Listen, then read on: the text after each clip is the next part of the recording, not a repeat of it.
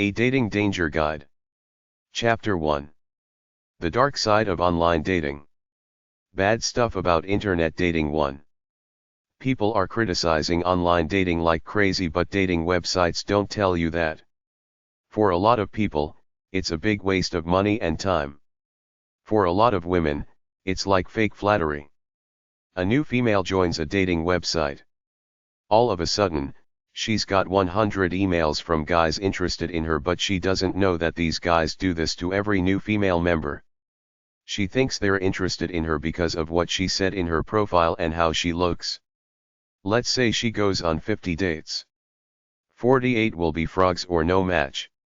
The guy she feels comfortable with might live 3,000 miles away. It's not just that. It's the myth that if you post a profile up, love is just around the corner. You still gotta deal with the real world, meet someone face to face and start a real relationship. There's another thing too. Your profile is up there for anyone to steal and put on YouTube, or to go public with it if you become a politician or famous in some way.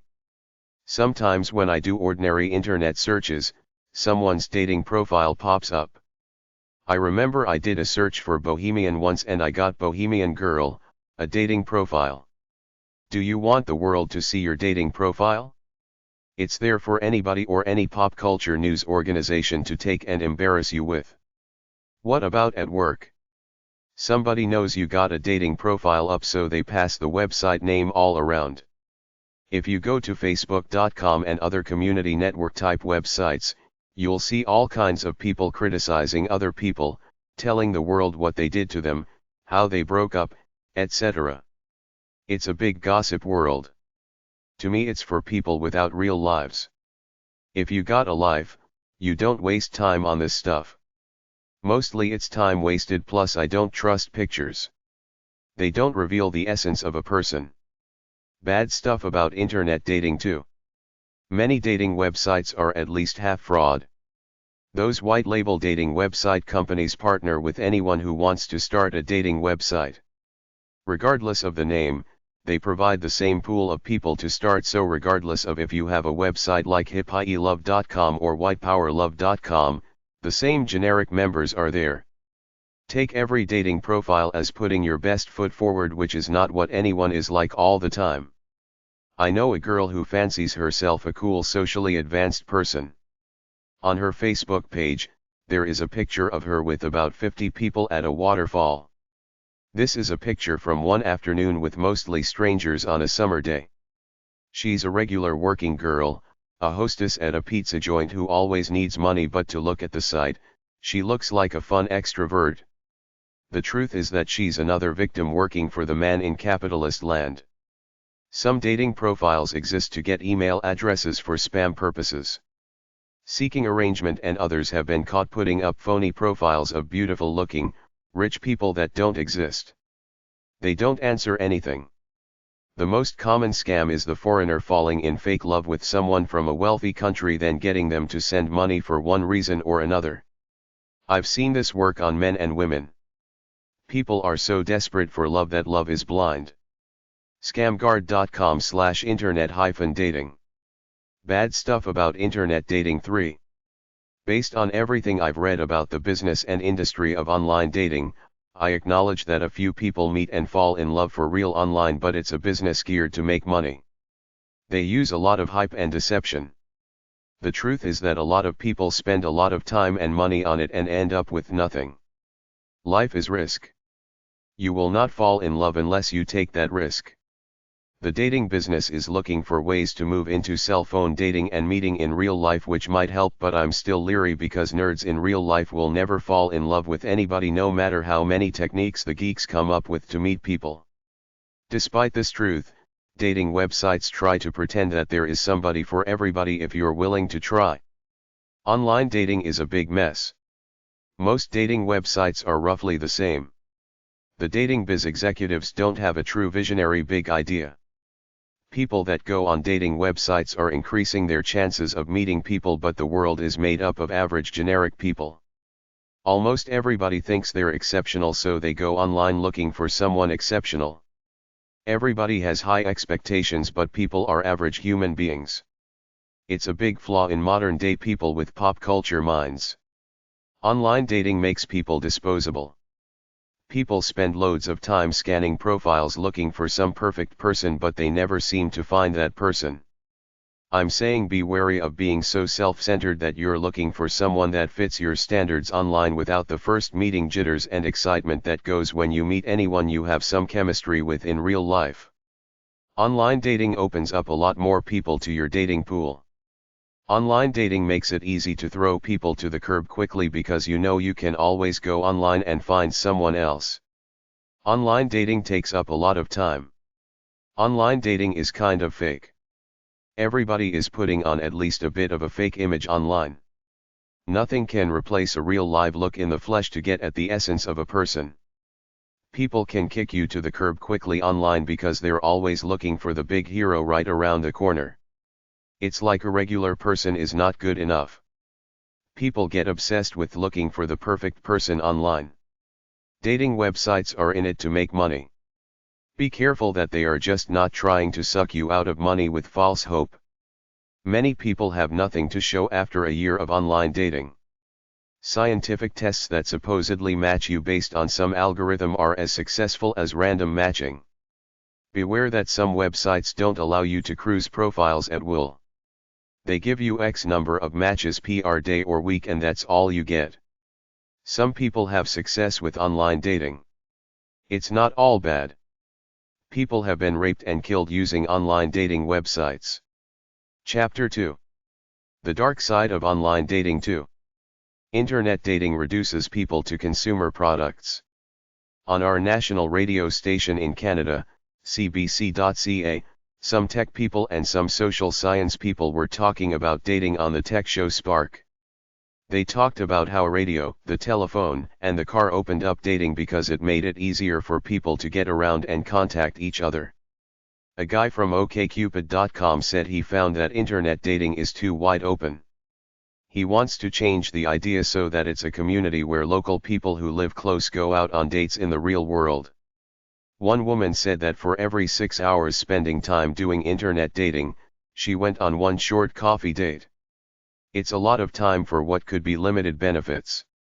The real downer of internet dating is that it reduces people to consumer products. If you don't like something, move on to the next store or the next counter. In the real world back in 1983, my dating pool was the girls who lived within about 15 miles from me. Of all them girls, I was only interested in girls my age or younger who were healthy and had independent bohemian minds like I did. That was the scope of my entire dating pool. Add the internet to it and I can multiply that by every town in North America and across the pond in England, which is not that far seeing as I live on the East Coast and a plane ride to London is basically a few $100.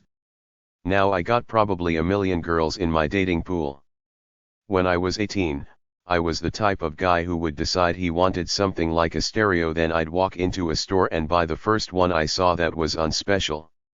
I met a guy at military college by the name of Brian Huntley. He had a stereo magazine. He started talking to me about stereos, about all the different features and stuff. He said he compared them all, found the best one and was going to order it. I said order one for me too. He was a comparison shopper. I'm a holistic guy. I look. If it seems good, I buy. The internet is great for his personality. He can sit there and compare people on his checklist. He can look at the pluses and minuses of individuals and decide who would be best to date. Then if he doesn't like that person, he can move on to the next, then the next, forever if he wants, because the pool of people is so big. In the real world, if I like a girl but she has some bad habit like she smokes, I might think I really like her. I can live with her smoking. I can get her to quit.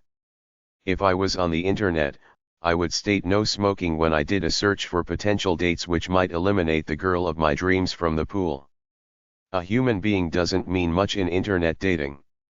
If someone has a flaw or acts a little confrontational to you in a text message, you just say screw you, press the delete button and move on to the next person who you will examine under a microscope. Internet dating enables you to examine people and reject them quickly based on minor details. It takes up a lot of time to look through profiles. It puts you in a leisurely mode, kind of like there is no urgency. The list is endless. If I don't like this asshole, I'll try the next asshole, then the next and the next. The reason I say asshole is because I recently read an article by a woman who had done internet dating for several years. She said all the men are weak wimps. Real men just live their lives. They don't go on the internet. It's kind of like it's a bunch of weasels preying on all these women looking for love, while the real men live their day-to-day lives in their neighborhoods. In the real world, it's like I want to find someone and get married now. Paid dating websites lie. When you stop and think about it, a paid dating website wants you to fail at love, so you keep paying them the monthly fee. They lie because they say they have X millions of members, but they don't tell you only a small percentage are paying members. Most are free members who are allowed to look at the profiles but can't contact the people in the profiles unless they pay. Estimates from professionals in the industry say they have about 5% paying customers, 95% of people as free, limited users. If you, as a freeloader, pay the fee because you saw someone you like, you don't know if they're a paying member or not, so they might never see the message you sent. The percentage of people who meet and marry as members of these sites are under 6%. Eharmony makes you take their patented questionnaire, then they can reject you. You get scammers on paid sites, girls claiming to be from Europe who want you to send them money, or guys posing as girls. There are accusations that the paying websites put up profiles of beautiful people, so you pay and send them an email, you get no reply, and after a week or so, the profile disappears and new, similar ones come up. All sites have dead profiles that they keep to have extra numbers. Most sites tell you when they were last logged in, so any profile that says they haven't been logged in within the last month means that the person has quit. Somebody said that a lot of them profiles on the casual sex/adult dating websites are shills or fakes to try to get men to sign up and pay. Internet dating fraud. Register at a free dating website and you might get a lot of spam. There are 4 main types of fake profiles. Someone who just wants to get on the site to look at the profiles. A web-savvy person fills in a profile with all the right keywords: under 30, trim, good looking. The picture is usually of some good-looking person, probably taken from another dating site. The dating website company does this to make their website look good. Girl puts up profile but is really trying to sell either escort sex or porn videos. Jerks and jokers looking for a thrill, kinda like the old-fashioned crank phone calls. Some women, especially women from the non-Anglo-Saxon countries, put up sexy pictures in ads which may or may not be them.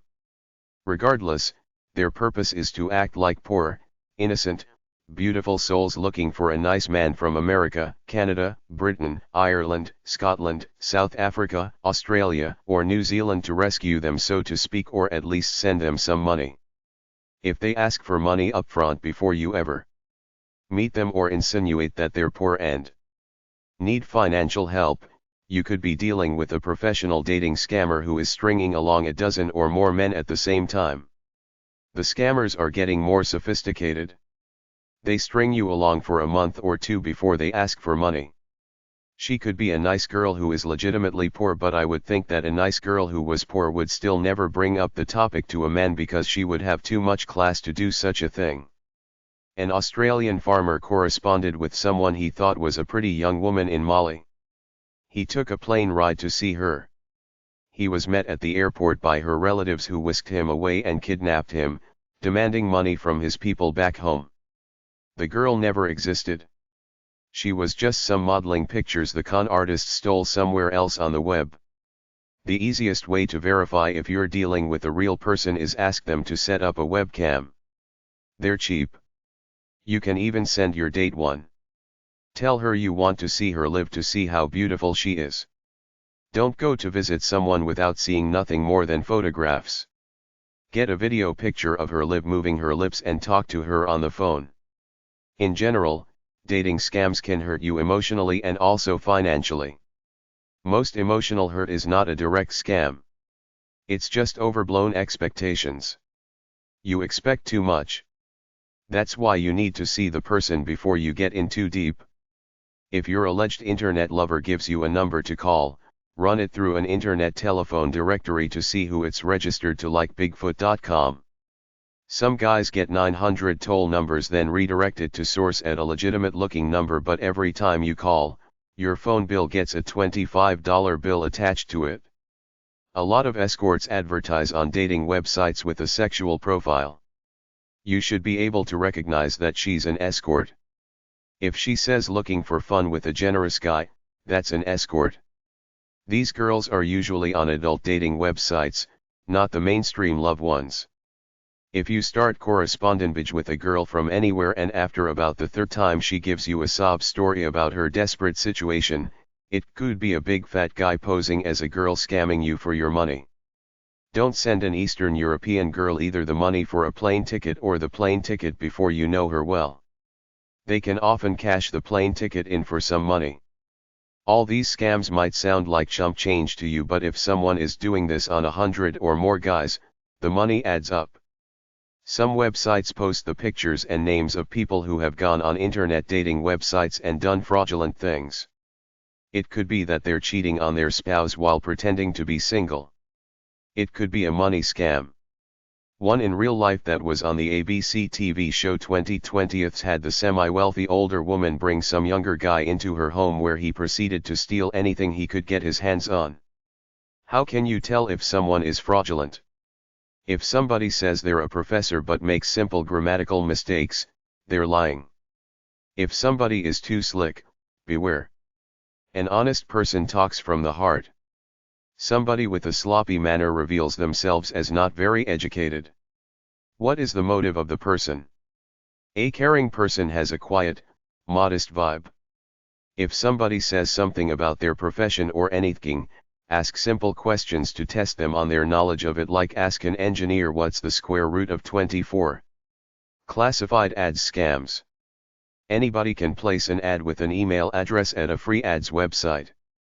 It's easy to fake your email address by getting a free disposable one. If somebody wants you to send them money by Western Union or MoneyGram, that's a scam. If somebody sends you a money order or a cashier's check, don't send them the product until the check is deposited then cleared, the money debited from the account into yours. This takes 3 days. There are loads of fake checks around these days. If the deal seems too good to be true, it probably is. If you are selling something expensive, meet in a public place with lots of people around. There was a gang of punks that went to a house where the guy was selling an expensive piece of jewelry. They killed the guy but got caught through their online trail. Another guy went somewhere with cash to buy a car. It was a setup to rip him off. Craigslist.org, they have a section telling you how to be wary of scams. CraigsCrimeList.com. Cybercafe Danger Info. All cybercafes and public terminals are inherently insecure, so when you make a money transaction on PayPal or through your bank, you are leaving all that information on the computer for savvy con artists affiliated with that cybercafe business to steal from you. Cybercafes install monitoring and logging software to keep track of time online for billing. Every stroke you type is right there for them to see. If a crook works there, it's your loss. The fake marriage scam. The way a lot of identity thieves from abroad operate is that they befriend some single person in the United States online, send them a fake attractive picture of themselves, then propose marriage to this person without ever meeting them. After this, they use these people for a drop, a place where they get merchandise purchased from a stolen credit card delivered, then this scammed single person resends it to this person in another country. This scam is worked on both men and women. People in the United States also do this willingly for a fee. Creeping info. People put their profiles up on social networking and dating websites. Creeping is when a person has some kind of crush or infatuation on some person, so they constantly go to this person's profile on Facebook, Eharmony, or some other site to see what they're up to without making any advances towards them. Online dating law. okcupid.com/interests?I=legal. onlinedatinglaw.com cyber.law.harvard.edu/audio/social networks. Dating Danger YouTube videos. Type Dating Danger into youtube.com. I found Dating Danger YouTube videos at these channels. News in Depth. Official W5. Mel Robbins Show. Insight SBS. Chapter 3. A Dating Safety Guide. Dating Safety 1. As far back as biblical days, men have always used their physical superiority over women to beat, rape and kill them. And the funny thing is that a lot of men are wolves in sheep's clothing. They look harmless on the outside or present themselves that way. The A&E network is the crime network doing all those crime documentaries. I've seen at least 3 serial killers on these shows saying that even in the midst of serial killer scares in their areas, they still manage to lure victims into their cars with some ruse because the women judged them as harmless or safe. Make no mistake about it. The average woman cannot defeat an average man physically until he is at least 65 years old. You won't win a face-to-face fight, so you have to be proactive. I cover self-defense in another section, but for dating safety, if you plan to actually meet a guy face-to-face, I know you don't want to be too obvious about a background check by asking for his full legal name and date of birth, but there are ways around it. When he gives you his phone number, you plug it into a reverse telephone directory to get his name and maybe his address back. You get his birthdate on a ruse. You tell him your birthdate and ask him for his. Make it seem like you have a mild interest in astrology or something like that. Once you've got a name and a birth date, any background check website will search all their public records databases for about $40. This includes criminal records, marital records, divorce records, even creditor records in some cases. A lot of people have minor criminal records. If the guy shoplifted something when he was 19 or even stole a car, it's not the same as a guy who beat his wife or sexually molested someone. You're looking for signals of violent behavior. Many of my friends were minor crooks and drug dealers in their youth. I don't hold it against them. I just hold things against people that cross the line against people personally. You don't beat women, you don't take sexual advantage of anyone. I even believe that if somebody wrongs you, that you have the right to beat them up. This doesn't make you violent or anger prone. It's a normal instinct. If you see an assault conviction on some guy's criminal record, don't jump the gun. He may be a nice guy with a code that somebody wronged, so he did what he felt was right. If you lend a friend a lot of money in good faith and he doesn't pay you back, what do? If you beat him up, he got what was coming to him, but in the eyes of the law, you're a criminal for beating him up. My point is, don't reject a guy outright just because of a criminal conviction on his record. Only reject someone if they have a lot of convictions or have committed a violent crime against women or a sexual crime. Other than that, play it by the minute. Make sure a friend knows where you are. Check in every 30 minutes. Carry some mace or a weapon in your purse. Even put a GPS tracking system monitor in your purse. You can get these for your cell phone. Trust must be earned. You feel the guy out minute by minute as you go along. When you have a few drinks, he will show his true colors. Some guys are gentle, some get angry and aggressive. If you ever feel threatened or unsafe, leave and don't come back. Don't let him take you out of the public domain until you feel safe with him. Stay around other people for a while. If he wants to take you to an isolated beach, he could be being romantic or he could be plotting to get away from people for a devious motive. Only your own intuition can guide you. Keep in mind that until you get to know this guy, he is a stranger and you know nothing about him except for what he told you. Cute guys are not necessarily morally good. Many are scoundrels and even evil.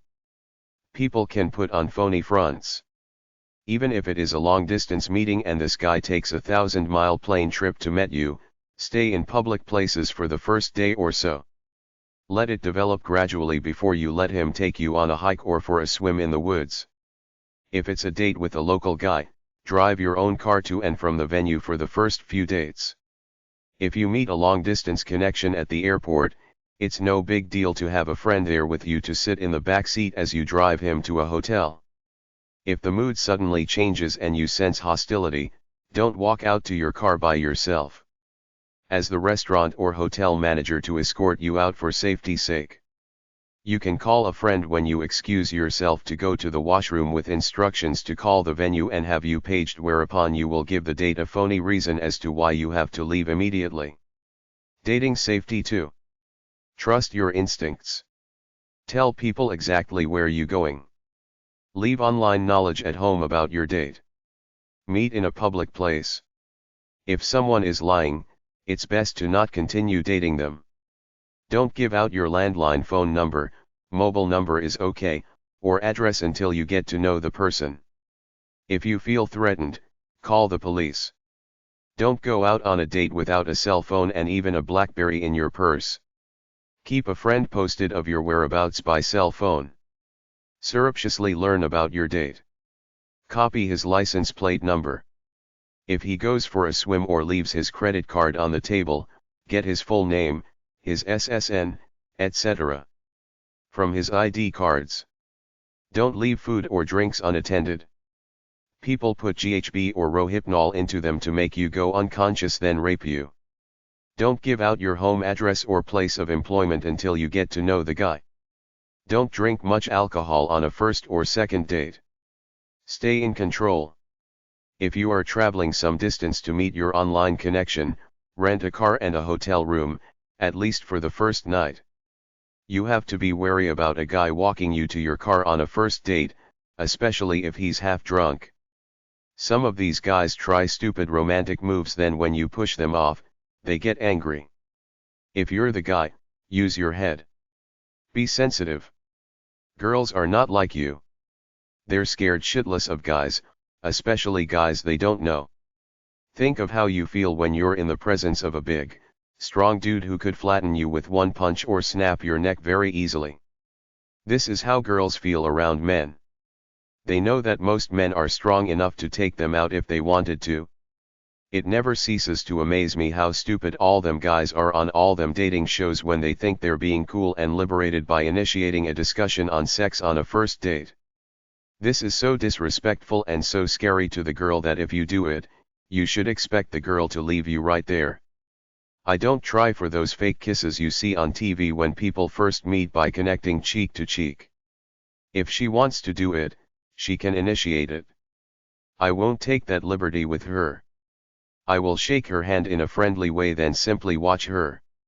She will communicate to me non-verbally where I stand with her. She will let me know emotionally by her mannerisms when I can kiss her. Some guys, like me, have a few drunks, then I catch a buzz and nothing matters. In my case, I'm pleasant. I feel good, but some guys get loud and boisterous.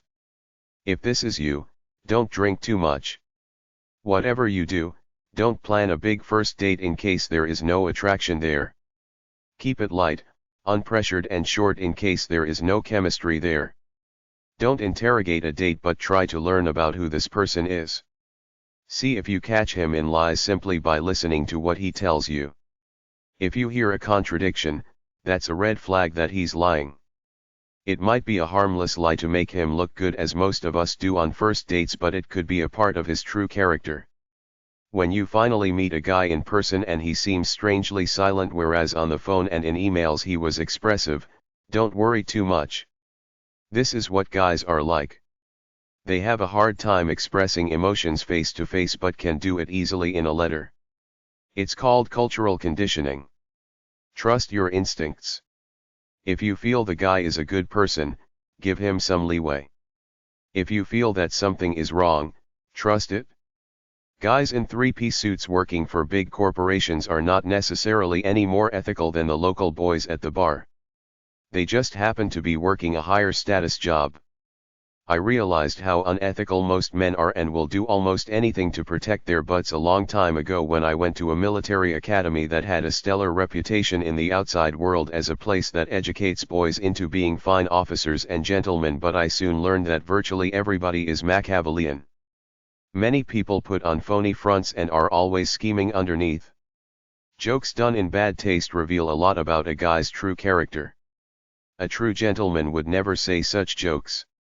Your standard is his sense of decency. How respectful is he? Does he try to take liberties with you, like kiss you before it's right or ask embarrassing questions? You can usually tell if a guy is married and claiming he's not if he's shifty, secretive, and makes private phone calls. Look for the wedding ring mark around his finger. If the guy or girl appears significantly different in person in look and character-wise than the way they portray themselves to be, that's a big red flag. Use a free email address through Hotmail or Yahoo as a dating-only email address distinct from the email address you use with friends and in business. If you can afford it, get 2 phones, one for dating and your regular one.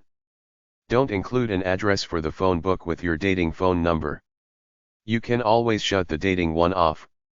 Other than the safety precautions, be human, vulnerable, open, relaxed, warm, easy, fun and light-hearted. Press *67 before you call a new date to disable his or her caller ID or call the phone company and ask to disable caller ID to your phone.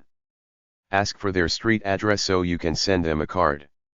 When you get the address, type it into a telephone directory or zip code finder to see if it exists. Verify someone's picture. If you meet someone over the internet, ask them to send a picture with them holding today's New York Times or this week's People magazine. If they are using a fake picture, they won't do it. It's hard to Photoshop this. Most computers have webcams. If your internet dating friend doesn't have a webcam, they're probably not who they claim to be. Most cell phones have cameras where someone take a picture and send it right away. They have FaceTime, Skype, etc. If somebody is not willing to FaceTime with you, they're a catfish. People complain about dating websites all the time. I'm not going to mention any dating websites here, but you can go to bbb.org and type in the websites to see if they have complaints against them, and go to directoryofdating.com, which has a list of websites that they've received complaints about. Don't take complaints lightly and rationalize that everybody gets complaints against them. It's not true. For every one person that complains, there are at least 100 dissatisfied customers who didn't complain. I learned my lesson by disregarding the complaints I saw and paying my money. Then I got burned, so now I always check before I fork over any money on the internet. Dating safety websites. adammeteva.com/pages/Christian_dating_safety.html. Bebo.com/safetytips.jsp, meeting offline. dangersofinternetdating.com. dating-detective.net/dating_safety/dating-safety.html. engage.com/e/dating_safety.htm. match.com/help/safetytips.aspx. mycountrymatch.com/external-online-dating-safety.aspx. myprivataline.com, call forwarding, give out fake phone number. romancescam.com. saferdates.com. smartdate.com, dating safety. theta-safeproject.org. Chapter 4. The Catfish and People Who Have Relationships Totally Online. Virtual love/online romance/never meet in real life/virtual relationship/cyber romance.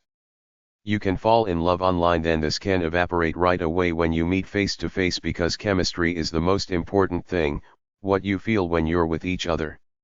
A formal virtual relationship is when someone goes on some virtual platform like secondlife.com, takes on an avatar, then plays around with others in this fantasy world. A lot of people go onto dating websites, chat rooms, and other social media websites and start relationships with other people online. Sometimes they claim to form romantic relationships online even though they have never met in real life. Some people say it's good because it helps nerds learn how to interact with people. It gives people a chance to start an online relationship, then move it to real life at some point in time. Some people say it's harmless entertainment. Some people say it's bad because nerds get into these fake relationships that they will never consummate. There are ugly, old, disabled and mentally ill people around who do not have the looks or social skills to be in a real relationship, so this is a good substitute for some of these people. Many people lie in online relationships. They post up pictures of an attractive-looking person and pretend to be that person. Married people get into virtual romances which the spouse uses as grounds for a divorce. People get some kind of a pseudo-intimate connection. For some people, it beats being alone. I read a Psychobabble article that said people who feel inferior like the comfort and safety of online relationships. Manti Te'o was a college football player who thought he was in an online romance with a pretty girl, but he was really corresponding with a guy. Catfishing in internet dating/internet dating hooks. People create fake profiles, sometimes called avatars, in the virtual world where it's okay to be fake because everyone has a character. The problem starts when people play characters in real life on the internet. They go on online dating websites posing as this person, starting online relationships. It is easy to catch a catfisher. Tell them you want to talk to them through live video phone, as in using Skype.com. Catfishing is not illegal unless the catfisher tries to defraud money from the victim. Catch someone, it's easy. There are 3 easy ways to catch someone. Say you want to talk on Skype or any other live video webcam chat program. If they say they don't have a webcam, tell them to buy one for $20 at Walmart. Tell them to send you a picture with a copy of the current newspaper or the TV paused in the background with the beginning of a news show which prominently shows the date. Copy their photo, then put it into an image search engine which most regular search engines have. The search will look for other copies of this picture on the internet. If it comes up with 20 other dating profiles all using this picture, you are being scammed. If you meet someone over the internet, ask them to send a picture with them holding today's New York Times or this week's People magazine. If they are using a fake picture, they won't do it. It's hard to Photoshop this. Better still, say you want to talk over Skype, over live video chat. Most computers have webcams. If your internet dating friend doesn't have a webcam, they're probably not who they claim to be. Most cell phones have cameras where someone take a picture and send it right away. Websites that discuss online dating. afroromance.com/the-era-of-virtual-suitors. Answers.yahoo.com, virtual dating in the internet age. AskDiononJennifer.com. bigstory.ap.org/article/love-not-virtually-unlikely-romance. bitmob.com/article/love-game, dehumanizing nature of video game romance. dating.lovetoknow.com/virtual_girlfriend. experienceproject.com, virtual mate. ezinarticles.com, online romance.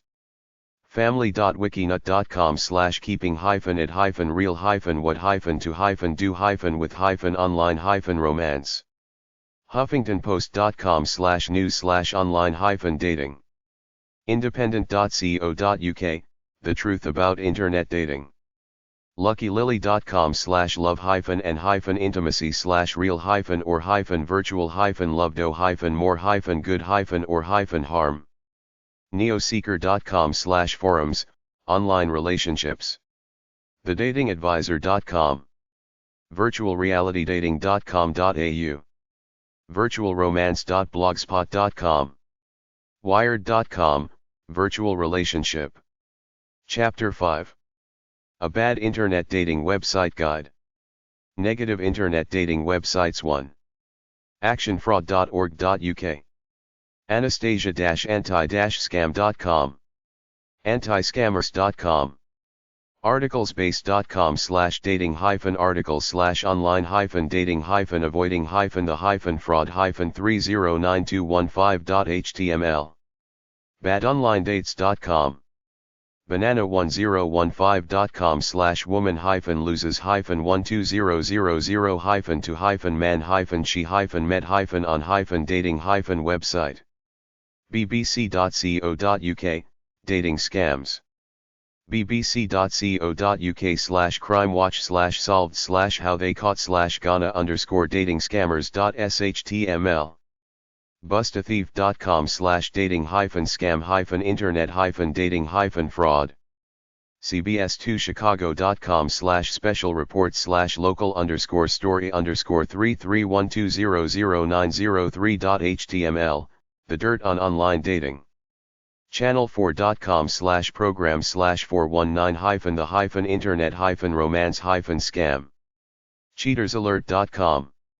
country-couples.co.uk/dating tips/what-is-and-online-dating-scam. crimeresearch.org. criminalwatch.com. cyberdating.net/articles/avoiding internet scams. dangersofinternetdating.com. datingmore.com/fraud/scam_database. datingnmore.com/blacklist.php. datingscams101.com. don'tdatehimgirl.com. easyarticles.com, internet dating fraud. hoax-slayer.com/common-internet-scams.html. hoax-slayer.com/internet-dating-scams.shtml. Negative internet dating websites too. internetdatingscam.com. internetfraud.com. lovescams.com. midsummerseve.com/article/online_dating_scams_419. mymatchchecker.com. onguardonline.gov/topics/overview.aspx. online-dating-rights.com. online-dating-safety-tips.com/scam-and-spam.cfm. rd.com/family/how-to-avoid-online-dating-scams. romancescam.com. romancescam.org. romancescams.org. safefromscams.co.uk/online-dating-fraud.html. scambusters.org/online-dating-scams.html.